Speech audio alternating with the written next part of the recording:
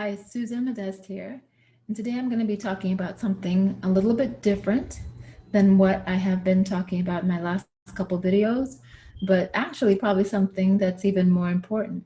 It's going to be focused more on mindset and how to protect your mindset, keep it positive, and how to protect your energy. People all around you, whether intentionally or unintentionally, can drain you of your positivity and drain you of your energy. I call them energy vampires. I didn't coin that phrase, it just fits. That they just literally sap the life energy and the creation energy out of you. And kind of because they have gotten caught up in the lies that they've told themselves about what they can accomplish and what they can't accomplish, they kind of like to put that off on you. And if you are working towards accomplishing something, they try to tell you, under the guise of maybe even trying to protect you, they tell you all the reasons why something that you're doing couldn't work. And it's very important that you protect yourself, that you don't put that in anybody else's hands, no matter how close they are to you. And that is not an easy thing that I'm necessarily telling you, but you have to determine if it's worth it. Is your purpose and your calling worth it? And, ideally, if you can tell the people close to you that this is something that's important to you and this is something that you feel is your purpose, ideally, they will support you. And when they ask you, okay, how can I help? You can just let them know that you need them to demonstrate belief and not doubt.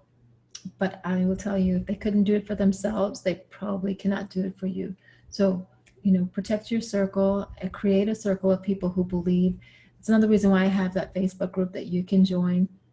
Is just because I want to create an environment of people who believe in their dreams and are pursuing that total abundance that I've talked about before, where you're abundant financially, physically, and spiritually, and mindset. I kind of put those two together. So if that's what you're working towards, join my Facebook group for more of that kind of connection. Create your circle carefully if you can. But some other things that you can do is to start your day off right. So most successful people will tell you that it's very important to create a morning routine. And what I'm going to recommend to you actually comes from the book Miracle Morning by Hal Elrod, and I believe that Pat Petrini contributes to the network marketing version of that book. Very popular book. You may have heard of this before, but I do want to recommend that you kind of use it as a starting point, make modifications if you need to. So an easy way to remember what they recommend that you do as part of your routine is using the acronym SAVERS. Okay, so the S is for silence. Start your morning off with some form of silence, even as you've just woken up. Sleep should renew you. It doesn't always. Sometimes we take our issues to sleep with us and then we toss and we turn. It doesn't always. The more that you practice this, is the better your sleep is going to be. But sleep is not the only thing that your mind needs to restore itself and to kind of recharge. So have some moments of silence in the morning. You can fill that also with some kind of prayer, meditation. And your meditation, you can also find some on YouTube. There's a whole bunch of meditations. Meditation doesn't have to be spiritual either, in case you're concerned as far as religious reasons about some of that. It doesn't have to be. Sometimes it's just a breathing meditation, just something to bring you into the present moment, not having you think about past where maybe things didn't go the way you wanted, and the future where you have some demands that perhaps are causing you stress. Just being in the present moment. And breathing is so important. Breathing has been shown to reduce stress, reduce some of those cortisol levels, and help you to be more focused and ready for your day. So if all you do is a deep breathing, and with deep breathing, make sure that you're breathing from your diaphragm, which means that when you inhale, your chest is not going to rise, but your entire abdomen is actually going to push out. Think like you have a weight on your stomach and you almost want to push it out when you inhale. When you exhale, it's the opposite. The A is for affirmations.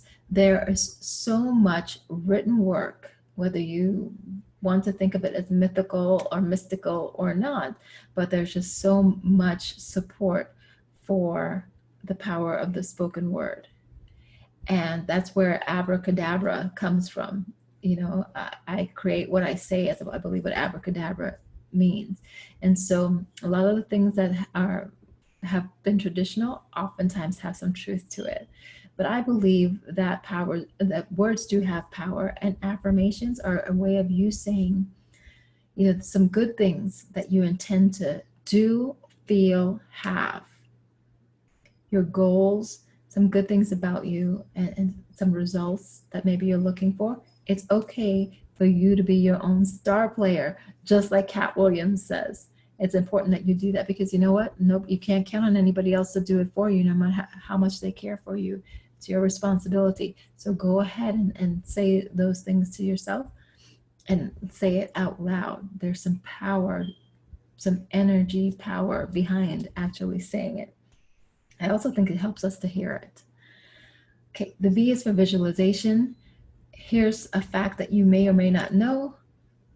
Our minds can't tell the difference between real and imagined information. So with visualization, you might be imagining something that hasn't happened yet, and you're going to imagine it as though it had happened and as though it came out with the outcome that you wanted. So if you're working on a project or you're working on a goal, you're going to see yourself going to that goal. And this is something that actually top athletes have practiced. They pay people to work with them on their visualization because it's just that powerful. And they might imagine the entire race or game or match or whatever, everything, including the people in the stands, the people that they make eye contact with, the conversation that they're going to have with their coach, what they'll see as they run, see themselves crossing the finish line first, see what the score or the time clock says. All of it. Get as detailed as you can, because when your mind sees that information and then you actually start going through the physical motions, because maybe it's race day, game day, or work day for you, or you're about to have that business call, whatever it is that you're doing, you're about to do that webinar. If you have visualized it from start to finish, your mind thinks that you've already done it. And not only have you already done it, but you've done it successfully. That raises your belief, it raises your confidence while you do it, and therefore your effectiveness while you're doing it. Visualization are incredibly powerful. Our brains are incredible, and visualization is one way to get your brain to work for you. Next one is the E. E is for exercise. That's probably kind of easy to remember. It's a way of getting your energy going. I kind of think it's like on an atomic level. If something is there's a chemical reaction going on and you shake it, and it kind of excites the atoms.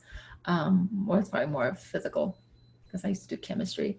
Like if you have a pot of boiling water and it's just not boiling fast enough yet, you can tap the metal pot with a metal spoon, and that actually is going to energize every single atom in the water, every single molecule in the water, and it's going to get it rolling faster. Same thing I believe with our bodies. I believe that if we are exercising and moving, that gets every atom and every molecule excited, and it gets our energy. Plus, of course, there's a chemical component that you can't overlook to exercising. It's going to increase your good hormones, good feeling hormones, and it's going to decrease some of the ones that you don't want to have on a constant basis, like the cortisol that I mentioned with the meditation. You don't want cortisol in your body constantly being present, because it's meant only for fight or flight. And if it's there the whole, as a constant, it actually causes inflammation in your body, and they found that inflammation in the body causes a lot of diseases. So maybe we don't need to be diseased. Maybe we don't need to be sick. Okay, this is the health part of our total abundance. Maybe we don't need that if we can control some things through routines and practices like this, habits that you have to be disciplined to do. So that's exercise. Do anything that you can do. I like yoga because I feel like that's a moving meditation, or yoga asanas. It's a moving meditation, but you can just go for a walk, a jog, weight training. I hope that everybody will do some form of weight training. It's good for your body. It's good for your bones. And do whatever is weight training to you. Don't worry about the fact that maybe you're not doing a lot. Just do a little bit. It's good for you. It's the kind of stress that your body needs. It's the acute stress that leads to growth, and actually helps your brain, as opposed to the constant stress of like cortisol, and some other types of stress, or some other things that trigger cortisol in your body and those bad reactions. R is for reading. So they have said that earners are learners, and that's very true. So you want to be reading. It's not possible that you know everything. And I'll tell you, you've probably heard of something called neuroplasticity. It's our brain's ability to constantly learn. There used to be a myth that after you got to a certain age, you could no longer acquire new information, and that is bull crap. And they found that if you use your brain constantly, it's going to actually grow. And I can honestly tell you I've gotten smarter. And I think that anybody can. And it's through reading, but it's also through stretching for new ideas. And so, sometimes you read and then it kind of circles back to you when you're having that quiet time, that some of that information that you acquired is processed and synthesized, and it comes out as a new idea during your silent meditative time. The last one is S, scribing. So they recommend, or Hal Elrod recommends, that you journal or write down things about your day. So you could be just processing your thoughts, things that came to you during your silence, maybe, or things that came to you through any other part of that routine. And you want to record it, because the chances are that's information that's being given to you to use it in some way. So that way that you don't forget it, and it's there, and it can be put into action. It also gets you to reflect on what was right and what needs improvement, and gives you a starting place for even the next day when you start everything back over again. And there's just a feeling of satisfaction when you get things down on paper. It kind of feels like maybe something is done, or it gives you a heading on what needs to be done. So again, that's savers, silence, affirmation, visualization, exercise, reading, and scribing. So I hope that you found this helpful, and let me know. You can, of course, leave some comments below, but I would also like to invite you to join my Facebook group so that you can get around people who are trying to do something out of the ordinary, and we're there to support each other. And of course, we can increase our conversation on any of the other topics that I have made videos about. So thanks for watching, and I'll talk to you again soon.